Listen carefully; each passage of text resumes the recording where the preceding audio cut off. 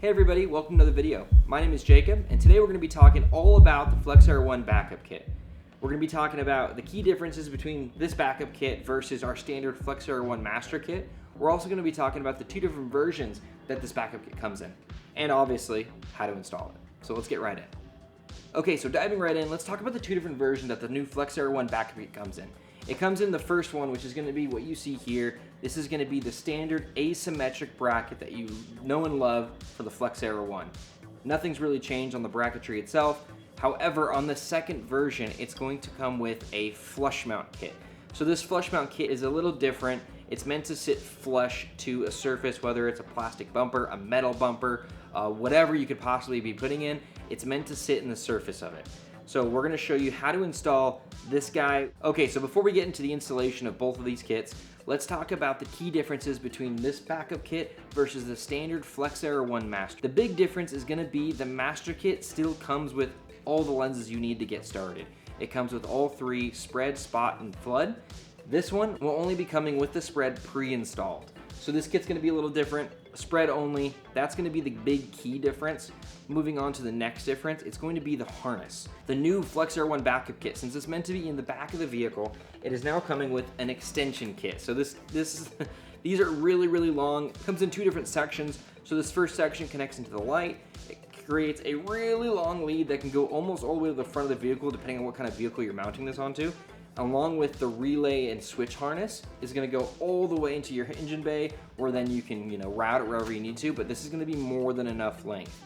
I love this addition. It's really nice, especially when you're mounting it really far in the rear. It's nice to be able to mount it, to wire it all the way forward without having to extend your wires or buy an extension kit. Everything comes with it in the box. Okay, so let's talk about installation. When you're installing your standard FlexAir 1 backup kit without the flush mount, nothing has changed from the original FlexAir 1. It's going to be the same exact kit. The only thing that's really changing is the lenses that come with it, along with the harness. So we'll talk a little bit about the harness once we get into the installation of the flush mount kit, but just note this doesn't change very much, so we're not going to dive too much into the install of this. Okay, so now we're going to hop into the install on this flush mount kit. We're going to be installing this on a plastic bumper on a 4Runner. So we're going to pull off the bumper, we're going to do everything step by step and switch over to a voiceover, so let's get right into that.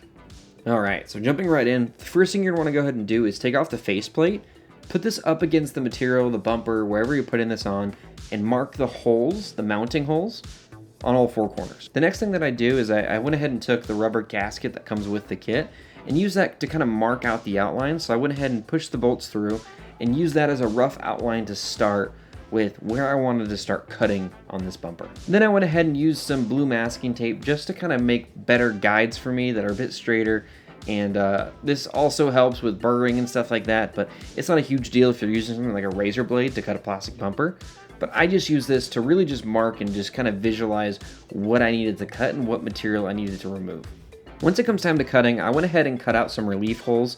This is going to be great too if you're working with a metal bumper. Relief holes will really make the process a little bit easier, especially if you're using something like a jigsaw or something where you need to actually, get a blade through first. I'm actually going to be using a razor blade on this, so I didn't need to do relief holes. However, I still decided to do it and it worked out just fine. And then as you can see, I used a razor blade to kind of just get through it. This was nice because it, cut pretty straight. I was able to get right through the plastic. A little bit of finesse, it worked just fine. Through this process too, once you cut the hole, you're gonna wanna be test fitting it just to make sure all the clearances and everything fits perfect. Okay, go ahead and do one last test fit to make sure everything fits.